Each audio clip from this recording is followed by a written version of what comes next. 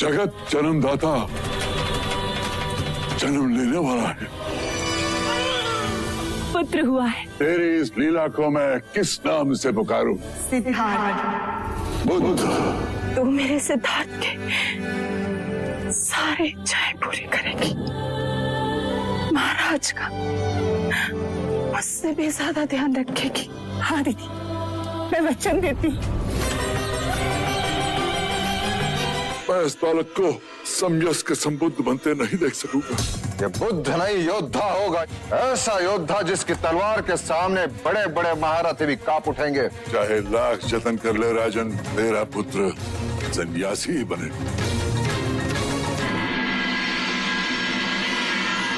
नहीं मेरे राजा, मेरे बच्चे चुप हो जाओ, चुप हो जाओ युवराज।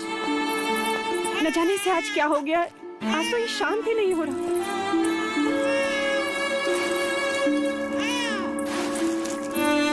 नहीं राजा, लगता है कुमार को किसी की अशुभ दृष्टि लग गई है। लौशिका, युवराज की नजर उतारो शीघ्र।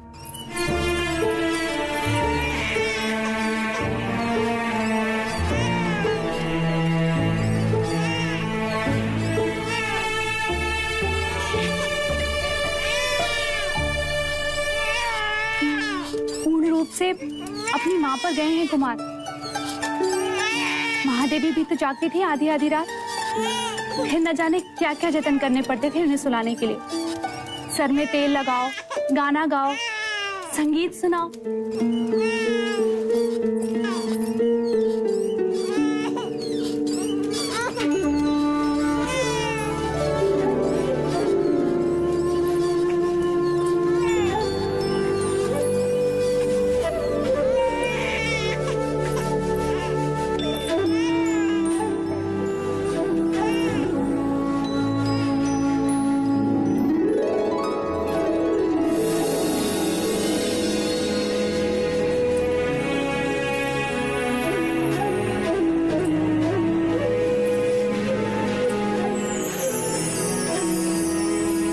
देख तो प्रजापति, तेरी बांसुरी सुनकर कैसे शांत हो गया।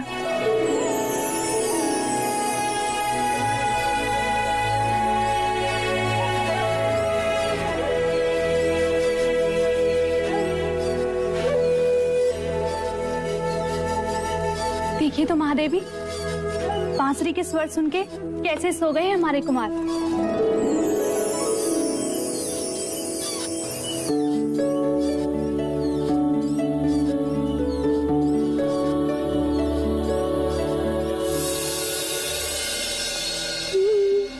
ये क्या कर रही हो मंगला? आर्या, तुम्हारी आंखों को क्या हुआ? क्या हुआ? कुछ भी तो नहीं। अगर कुछ हुआ नहीं है तो फिर देखकर भी पूछ क्यों रहे हो? क्या कर रही हो मंगला? मैं ये पूछ रहा हूँ कि तुम ये दिए क्यों जला रही हो? हाँ, अब ये सही प्रश्न। दिए कब जलाते हैं? जब कोई पर्व होता है। आज पर्व ही तो है। किंतु आज कौन सा पर्व है? अरे, महामुनि असित ने हमारे देवदत्त के लिए भविष्यवाणी जो की है। भविष्यवाणी? किंतु वो भविष्यवाणी तो सिद्धार्थ के लिए थी। हाँ, उसी के लिए की थी। शब्द सिद्धार्थ के लिए थे, पर मर्म देवदत्त के लिए था। वो कैसे? आंखें बड़ी करो आर्य, आंखें बड़ी करो। अरे, सिद्धार्थ बड़ा होकर सन्यासी बनेगा तो राजगद्दी पर देवदत्त ही तो बैठेगा ना।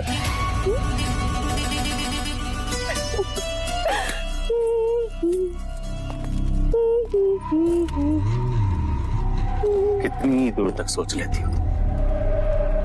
मैं कितना भाग्यशाली हूँ कि मुझे तुम जैसी अर्धांगिनी मिली। और मैं कितनी अभागी।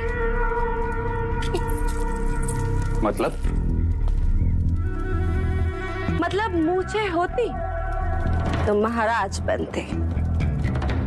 मांग है इसलिए मंगला।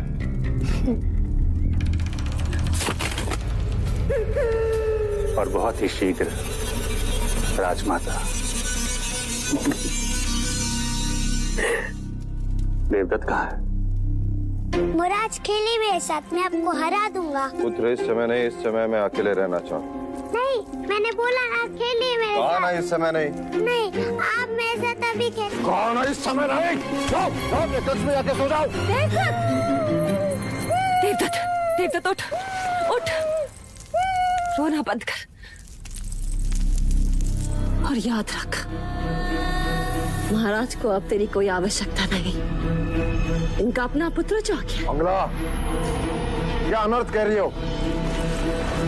सही तो कहा महाराज, दाहिना हाथ हमेशा मुंह की ओर ही जाता है। जब कुमार नहीं थे तब यही देवदत्त था जिसने आपके अकेलेपन को अपने बचपन से भर दिया। क्षमा कीजिएगा महाराज, मेरे देवदत्त ने आपके एकांत को भंग कर दिया।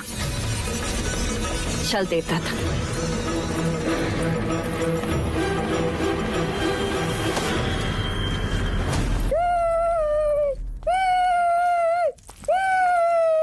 शांत, शांत हो जा। मैंने कहा ना, एकदम चुप, चुप हो जा।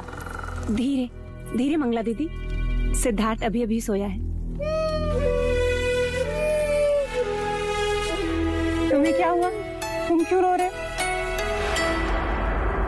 आज महाराज पहली बार देवदत्त पर क्रोधित हुए हैं। महाराज क्यों? आपके कारण। हमारे कारण? आप महादेवी माया को वचन देकर भूल गई महादेवी प्रजापति। आपने कहा था कि आप दोनों का ध्यान रखेंगे, परंतु युवराज सिद्धार्थ के लालन पालन में इस तरह डूब गई हैं आप कि व्यथा में डूबे महाराज पर ध्यान ही नहीं रहा आपका। माँ तो बन गई, परंतु पत्नी का धर्म भूल गई। इस समय जब महाराज को आपके शयन कक्ष में होना चाहिए, वो व्यथित राज्यसभा में बैठे हैं। आप महादेवी हैं, किंतु आयु में मैं आपसे बड़ी हूँ। आपका ध्यान रखना मेरा कर्तव्य है, इसलिए बिना मांगे आपको सलाह दे रही हूँ। ऐसे कोमल अवसर में अपने पुरुष को अकेला नहीं छोड़ना चाहिए। आप समझ रही हैं ना? चल देवदत्त।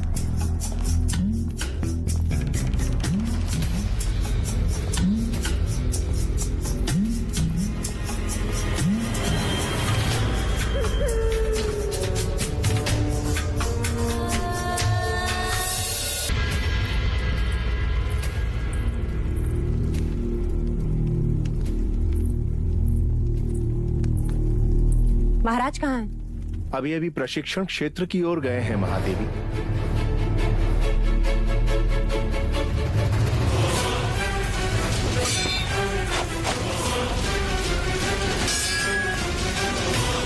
तेरा पुत्र सन्यासी बने, जीवन के हर युद्ध में ये विजयी होगा, और वो युद्ध भावनाओं का होगा।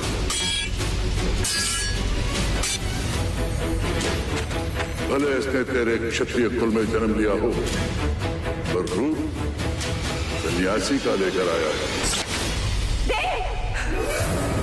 क्षमा महाराज, दोष तुम्हारा नहीं, मैं बेध्यान हो गया था।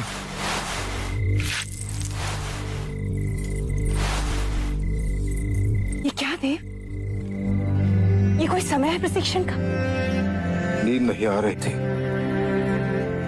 व्यथित था, अपने क्रोध पर काबू नहीं कर पा रहे थे, इसलिए। ऐसी कौन सी व्यथा है देव जिसने आपको इतना चिंतित कर दिया? इस शाक्य कुल का पतन होते नहीं देख सकता देवी। मैं क्षत्रियों का अपना धर्म छोड़ते नहीं देख सकता। जिन हाथों में मैं तलवार देखना चाहता हूं, उन हाथों में मैं कमंडलू कैसे देखूं? जिस शरीर पर मैं रक्त रंजित घाव देखना चाहता हूं, वहां चंदन तिलक कैसे देखूं देवी, कैसे देखूं? आप किसकी बात कर रहे हैं देव? कुमार सिद्धार्थ की, असद मुनि की वाणी अब भी गूंज रही है मेरे कान में। आप अकारण ही व्यथित हो रहे हैं देव। कल किसने देखा है? इतना जब तब यज्ञ के पश्चात एक पुत्र हुआ, और वो भी सन्यासी। ऐसा कुछ नहीं होगा देव। असद मुनि की वाणी कभी असत्य नहीं हुई देव। किंतु भविष्य के गर्भ में क्या है यह कोई नहीं जानता। मैं तुमसे पूछता हूं देव, तुम्हें क्या लगता है? जिस भगवे वस्त्र से सन्यासी का चोला बनता है, उसी भगवे वस्त्र से हमारे राज्य का परचम बना है। वस्त्र हमारे पास है और हमें उसका क्या करना है यह तो हमारे ही हाथों में है ना देव। आप कुलगुरु वाचस्पति से विचार विमर्श करें, वह अवश्य ही कोई मार्ग सुझाएंगे। हाँ देवी।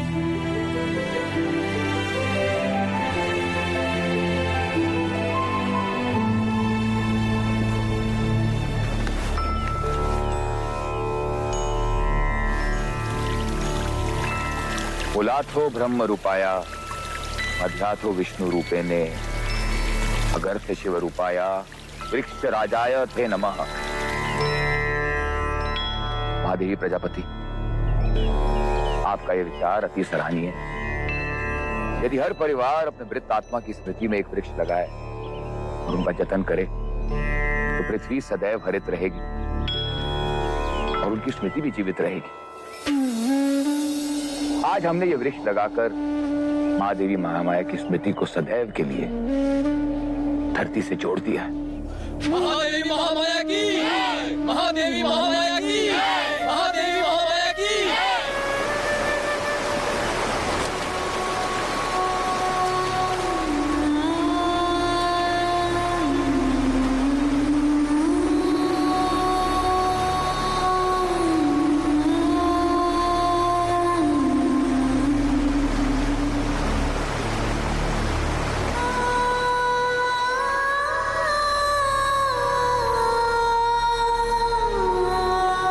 चलिए राज।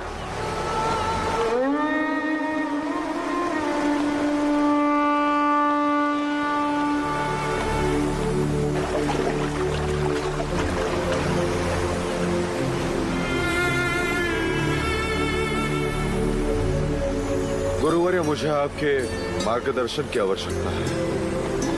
अवश्य राज। आप तो जानते हैं कि असित मुनि ने भविष्यवाणी की है कि सिद्धार्थ बड़ा होकर सन्यासी बनेगा, परंतु मैं चाहता हूं कि सिद्धार्थ बड़ा होकर चक्रवर्ती सम्राट बने। मुझे यही चिंता सता रही है कि सिद्धार्थ का भविष्य क्या होगा। इस बहते पानी को देख रहे हैं राजा?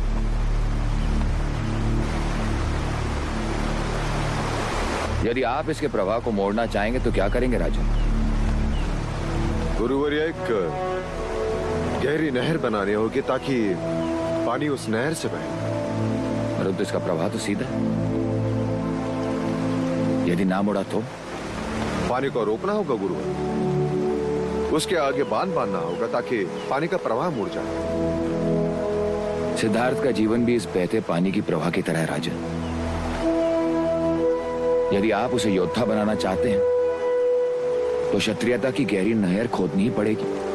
बैरागी बनने से रोकना चाहते हैं तो माया और करुणा के आगे बांध बांधना ही होगा। असित मुनि की दृष्टि एक सन्यासी की है, इसलिए उन्हें सिद्धार्थ की महानता केवल एक सन्यासी बनने में दिखती है। परंतु आप क्षत्रिय हैं, इसलिए आपको सिद्धार्थ की महानता एक चक्रवर्ती सम्राट बनने में दिखती है। क्षत्रिय धर्म से सींचोगे तो क्षत्रिय ही बनेगा। शारीरिक बल, शस्त्र संचालन, घुड़सवारी, हाथी प्रशिक्षण की ऐसी शिक्षा दीजिए कि वो योद्धा ही बने राजन। करुणा और माया से उसे सदैव दूर रखना राजन। वो मनुष्य को बैराग की ओर ले जाते हैं।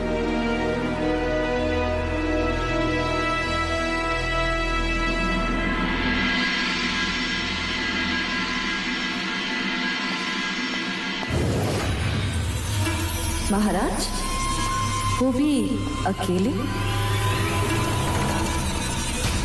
सही अवसर।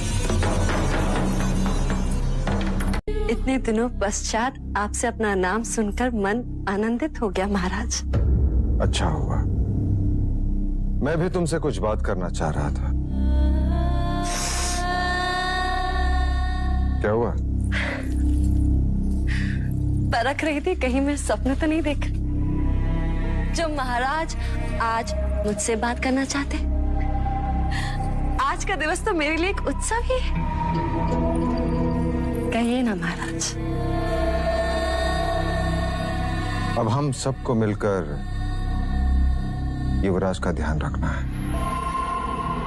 आप कहें तो मैं आपका भी ध्यान रख सकती हूँ महाराज।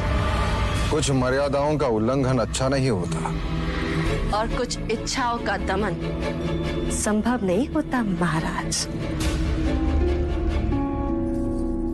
तुम फिर से वही बात कर रही हो? क्योंकि मैं वो बात आज तक नहीं भुला सकी। मेरी प्रजापति में ऐसा क्या था जो दूसरे विवाह के लिए आपने उसे चुना, और मुझे आपके दूसरे भाई से ब्याह करना पड़ा, जबकि मेरी असली चाह तो आप ही थे महाराज। ये सारी बातें अतीत की है मंगला। फिर ये बात आज भी मेरे आगे प्रश्न बनकर खड़ी है महाराज। आज उस प्रश्न का उत्तर भी सुन लो। दूसरे ब्याह की बात महादेवी महामाया की इच्छा थी, और प्रजापति उसकी बहन। उसमें मेरे रुचि या अरुचि का कोई प्रश्न नहीं, और ये बात अब व्यर्थ है, समय का नाश है। सच्चाई के साथ चलेंगे तो सब आनंदित रहेंगे, अन्यथा इतिहास दर्शाता है कि परिवार का कलह महाभारत तक पहुंचा है।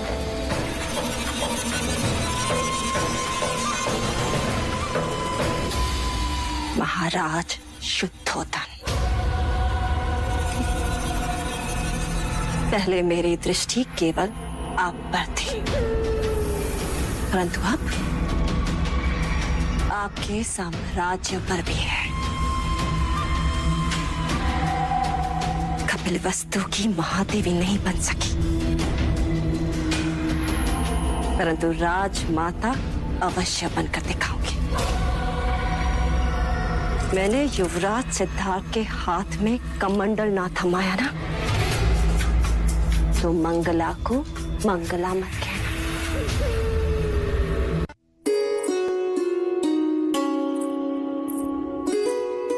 अब देखें कैसा लग रहा है। महादेवी प्रजापति, क्या हम भीतर आ सकते हैं? आपको भीतर आने के लिए आज्ञा की आवश्यकता कब से पड़ गई? आइए छोटे राजा।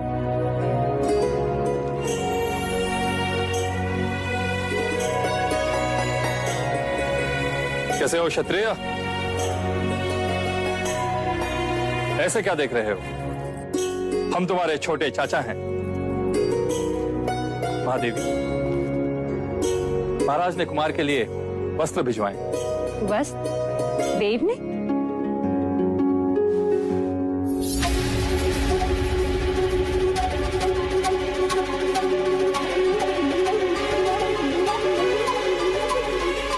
लोहे की चादर? प्रतिरात्र कुमार को यही वस्त्र उड़ाकर सुलाया जाए, यही भाई महाराज का आदेश है।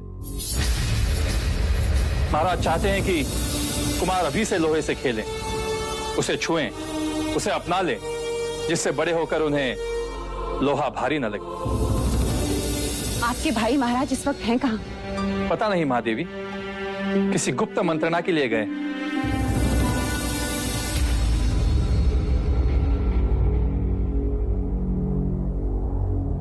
असित मुनि की भविष्यवाणी आप सबने सुनी। मैं नहीं चाहता कि सिद्धार्थ सन्यासी बने। आप निश्चिंत रहें महाराज, सन्यास तो वन प्रस्थान की आयु में लेते हैं। या तो अति दुखी मनुष्य सन्यास के बारे में सोचता है। दुखों से तो मैं सिद्धार्थ को कोसों दूर रखूंगा। सन्यास लेने के बारे में तो रोगी भी सोच सकते हैं महाराज। और वो भी जो भोग विलास से दूर भागते हैं, अर्थात वो लोग जो दुर्बल हैं।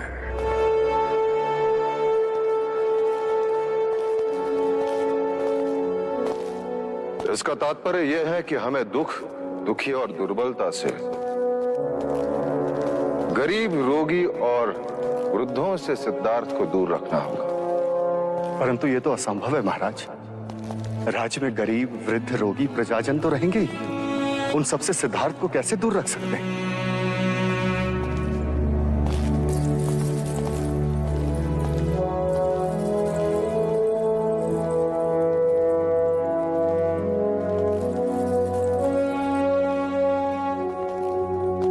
एक उपाय है महाराज। कैसा उपाय सेना? क्यों ना हम राज्य के सभी दुखों को बाहर कर दें। महाराज, क्यों ना हम रोगी, वृद्ध और आर्थिक रूप से पीड़ित ऐसे मनुष्यों को कपिल वस्तु से बाहर फेंक दें। क्या संभव है सेनापति सुमन? हम ये नहीं कर सकते। हमारा कर्तव्य प्रजा की सेवा है, उन पर अन्याय करना नहीं। हम उन पर अन्याय नहीं करेंगे, बदले में हम उन्हें उत्तम जीवन देंगे। अर्थात हम उन्हें ऐसी जगह भेजेंगे जहां रोगियों का इलाज होगा, गरीबों को रोटी मिलेगी, वृद्धों को मान सम्मान मिलेगा।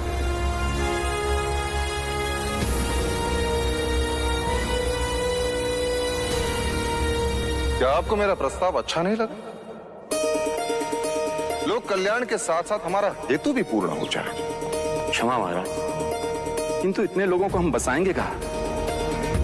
ये लोग हमारे कहने से जाने भी तो चाहिए। मैं स्वयं उन्हें समझाऊंगा। और नहीं माने तो? नहीं माने तो हम उन्हें बलपूर्वक मनाएंगे।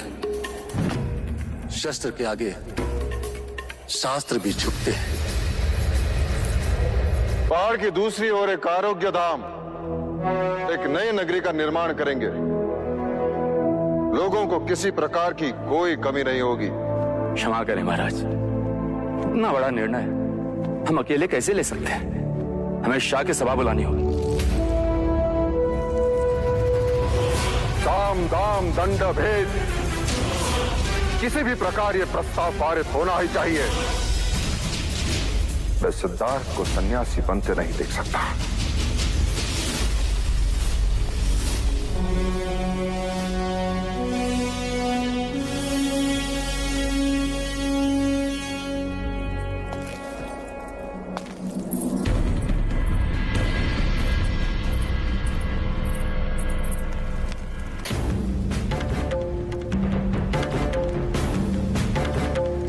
हमारी सभा संबोधन के बाद प्रस्ताव सर्वानुमति से पारित होना चाहिए। आप निश्चिंत रहे महाराज, सभी को समझा दिया गया है। कोई सिक्कों की बोली समझा तो कोई तलवार की भाषा, कोई विरोध शेष नहीं है।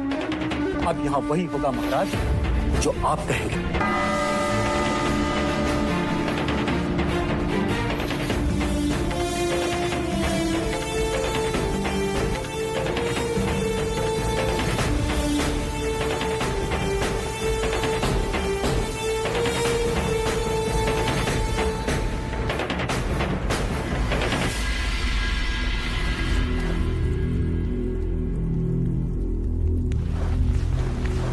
आज की तत्काल सभा का तात्पर्य यह है कि मैं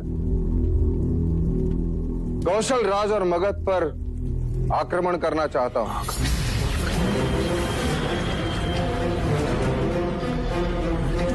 क्या हमने कुछ असत्य कहा? क्या हमें से हर एक शाक्य ये नहीं चाहता कि कपिल वस्तु का विस्तार हो? किंतु उन दोनों से युद्ध का विचार तो आत्मघाती है महाराज। कीचक जी, मैं 20 वर्ष पश्चात की बात कर रहा हूं। यदि कल फल खाना हो तो उसका बीज हमें आज ही बोना होगा। कल के युद्ध के लिए आज हमें एक ऐसे नेतृत्व को ढूंढना होगा जो आने वाले कल में हमारा सेनापति हो। ऐसा योद्धा हो जिसे देखकर शत्रु भयभीत हो जाए, जिसे भाग्य का भी साथ हो और आप सबका साथ। किसी का भी यही कहना है। इसलिए हमें कुछ कड़े कदम उठाने होंगे जिससे हमारी आने वाली पीढ़ी शक्तिशाली हो, दुखों से कोसों दूर हो, चिंता से मुक्त हो। इसलिए मेरा यह सुझाव है कि हम एक नई नगरी का निर्माण करेंगे जहां कपिलवस्तु के रोगी, वृद्ध और आर्थिक रूप से पीड़ित लोगों को रखा जाएगा, जिससे हमारे युवकों को अपने कर्तव्य से मुक्ति मिले, ताकि वो युद्ध कला और राज्य की प्रगति की ओर अपना लक्ष्य केंद्रित कर सके।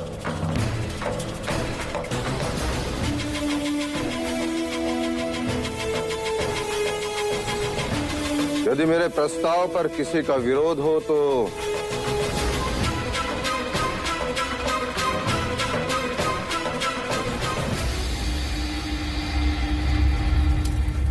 क्या शाक्य कुल के सभी प्रतिनिधियों को इस प्रस्ताव पर सहमति है? क्या महाराज शुद्धोदन की राय सबको मान्य है? तो क्या हम यह समझ लें शाक्य सभा में यह प्रस्ताव सर्वसम्मति से पारित होता है? महाराज शुद्धोदन की, महाराज शुद्धोदन की, महाराज शुद्धोदन की।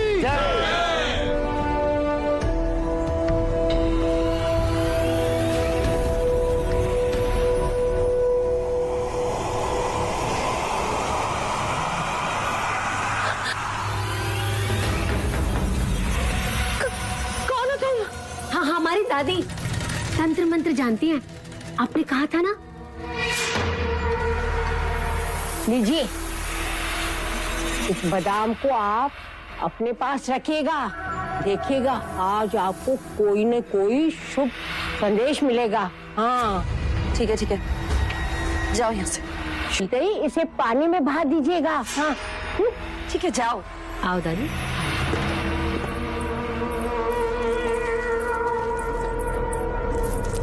कौन थी वो? डायन। क्या? क्यों डर गए? कामुका की दादी, तंत्र मंत्र में इनका जोड़ ही नहीं। आप बताएं शाक्य सभा में क्या हुआ? नई नगरी का प्रस्ताव पारित हो गया। नई नगरी? सुनिए सुनिए सुनिए, कपिलवस्तु के सभी प्रजाजनों के हित में महाराज शुद्धोधन ने एक ऐसा निर्णय लिया है जो कभी किसी राजा ने अपनी प्रजा के हित में नहीं लिया। सुनिए सुनिए सुनिए। बात तो भाई महाराज के स्वार्थ की है, किंतु दिखावा परमार्थ का। और ये प्रजा है कि उनको और कुमार सिद्धार्थ को आशीर्वाद दे रही है। नई नगरी? सचमुच? ऐसा परमार्थी राजा ना हमने कभी देखा न सुना। कुमार सिद्धार्थ जुक जुक जिए। ये तो अनर्थ है। प्रजा की आंखों में धूल झोंकने की बात है आर्य। हमें कुछ ऐसा करना होगा जिससे महाराज का मुखौटा उतर जाए, प्रजा को सच्चाई का पता चले, महाराज शुद्धोधन अपमानित हो और कुमार सिद्धार्थ को भी प्रजा अभिशाप माने। किंतु ये कार्य करेगा कौन?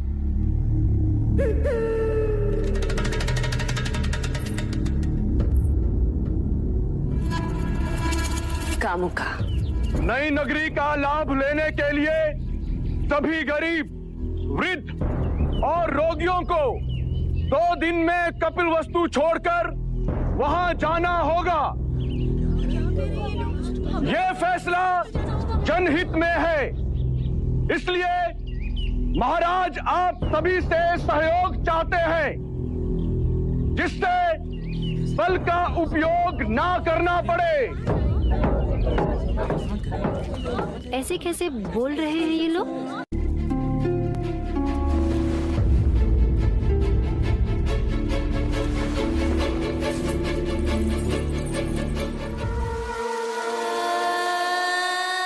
भलाई के पीछे कितना स्वार्थ छिपा है ये तो अंदर की बात है। एक बार यहाँ से निकले ना तो मानो पहुँच गए शमशान घाट। अरे उसके बाद तो वापस आने का नाम भी नहीं ले पाओगे तुम लोग। ये सब किसके कारण? कुमार सिद्धार्थ के कारण। कहते हैं उन्हें दुख नहीं दिखना चाहिए वरना कुमार सन्यासी हो जाएंगे। इससे तो अच्छा होता कि कुमार पैदा ही ना होते। महल में दिए जले इसलिए हमारे घर में अंधेरा। अरे कहते हैं बड़ा भाग्यशाली है, जन्म लेते ही माँ को खा गया और अब बड़ा हुआ तो ये कपल वस्तु खाली करवा रहा है। ये कैसा भाग्यशाली है? हाँ महाराज को रोकिए महादेवी प्रजापति। पुत्र प्रेम में पिता अंधा हो सकता है ये तो सुना था, पर इतना क्रूर इतना कठोर भी हो सकता है ये पहली बात है। क्या हुआ मंगला दीदी? महाराज कपिल वस्तु से सारे दुखी निर्धन वृद्ध रोगियों को राज निकाला दे रहे। क्यों? युवराज सिद्धार्थ के लिए, जिससे वो दुख ना देखे, उनमें करुणा ना उपजे और वो कभी सन्यासी ना बने। महादेवी मां ऐसा कभी नहीं होने देती। महाराज को रोकिए, कहीं प्रजाजनों में असंतोष फैल गया ना तो अनर्थ हो जाएगा।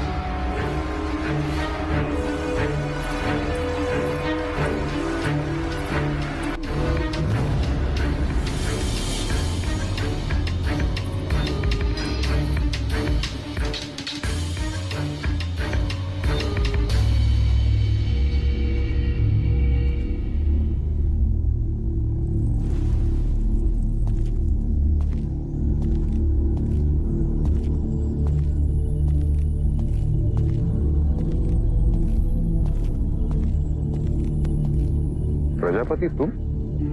बहुत ठेस पहुंची है देव। यदि महादेवी माया जीवित होती तो क्या आप उनसे भी यह बात छुपाते? कौन सी बात? यह कैसा न्याय है देव कि मुनिवर असित ने भविष्यवाणी की और आपने पूरे कपिल वस्तु को बेघर कर दिया। अच्छे भविष्य के लिए वर्तमान को दंड भुगतना ही पड़ता है देवी। किसका भविष्य?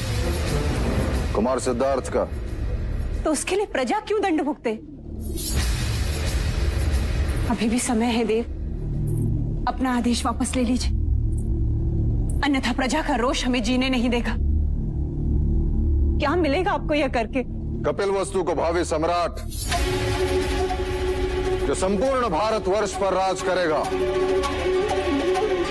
प्रजा को दुखी करके कभी कोई राजा खुश नहीं रह सकता देव। किस किस से दूर रखेंगे आप कुमार को? प्रकृति के भेद छुपाए नहीं छुपते। आप उनसे मनुष्य का दुख छुपाएंगे, मृत्यु छुपाएंगे, किंतु वृक्ष से गिरते पीले पत्ते कैसे छुपाएंगे? मुरझाते फूल कैसे छुपाएंगे देव? देवी तुम्हारी भावनाएं मुझे दुर्बल कर रही हैं। और पुत्र प्रेम आपको निष्ठुर। कहीं ऐसा ना हो कि कुमार बड़े हो और इस कांड का उल्लेख निकले तो उनका सर शर्म से झुक जाए। प्रजापति,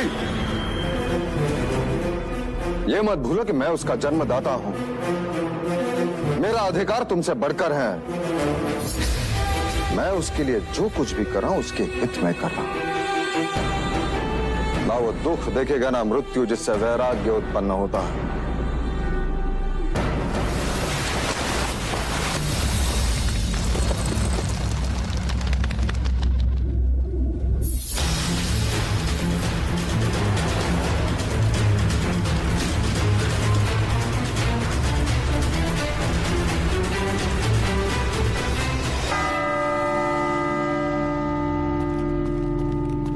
आज के बाद कपिल वस्तु में कोई शमशान घाट नहीं होगा, कहीं धुआं नहीं उठेगा।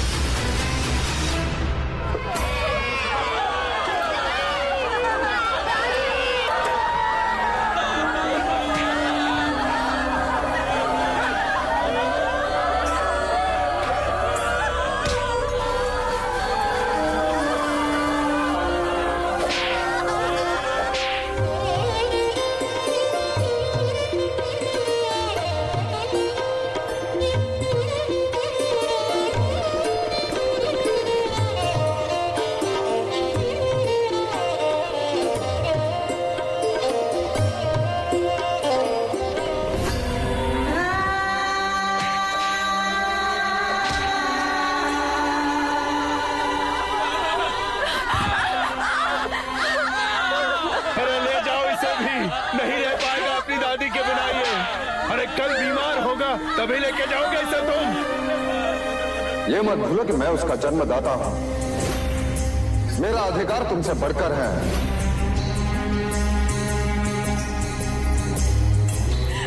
महादेवी, महादेवी, ये मनुष्यता नहीं है महादेवी। जब करुणा ही नहीं होगी तो मनुष्यता कहां से होगी?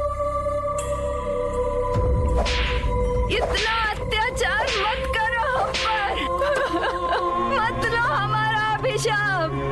हम पर जो बीती है ना, वो एक दिन तुम पर भी बीतेगी। और जिसके लिए तुम हमें बेघर कर रहे हो, वही तुम्हें एक दिन त्याग कर चला जाएगा।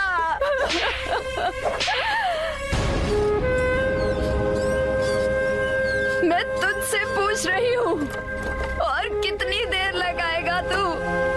और तू कब से निष्ठुरों का साथी बन गया?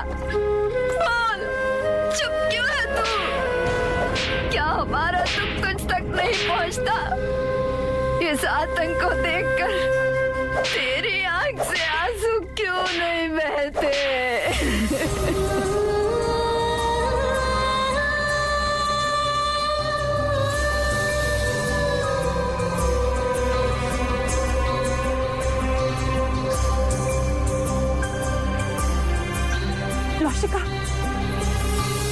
लौशिका देख, सिद्धार्थ के आंसू तो रुकने का नाम ही नहीं ले रहे। भाई महाराज, अब इस नगरी में कोई वृद्ध नहीं, कोई रोगी नहीं, कोई दुखी नहीं है देव।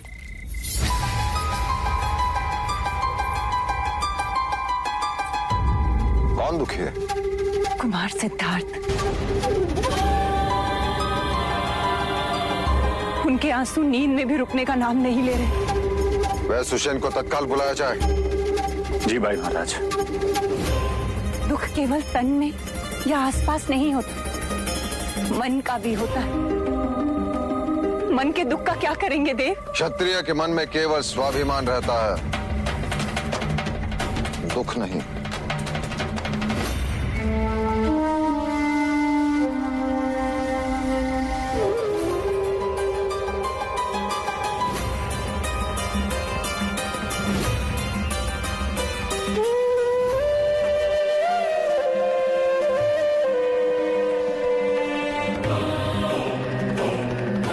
कुमार ने अवश्य कोई डरावना सपना देखा होगा, इसी कारण नींद में आंसू बहे होंगे। आज के पश्चात आप परिवार समेत यही राजमहल में रहेंगे। आपका केवल एक ही कर्तव्य होगा कि राजमहल में कोई भी रोगी ना हो, मानसिक रूप से, शारीरिक रूप से। युवराज को कुछ नहीं होना चाहिए। डर में बीत गए दिन कितने, सन्नाटे में रातें, साम दाम दंड भेद के डंडे करते रहे बस बातें। आंखों में आंसू है भरे, होठों पे लिए मुस्कान, समय बीतता चला गया पर कर गया जग वीरान, कर गया जग वीरान।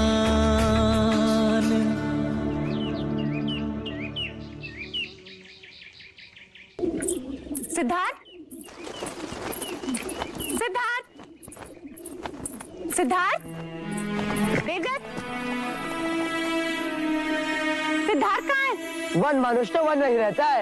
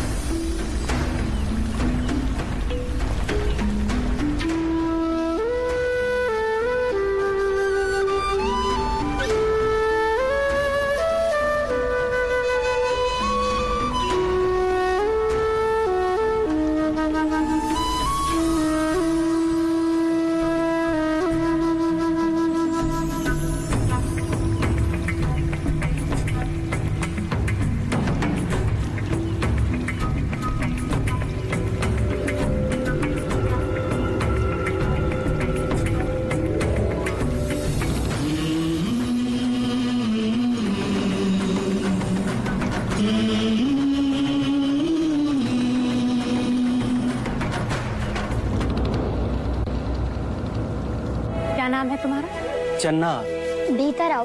जी नहीं युवराज, मैं आज ठीक हूँ। वो ऊंची जात के हैं, उन्हें छूते नहीं। इसमें क्या भिन्नता है? घाव होने पर उसे भी तो रक्त आता है।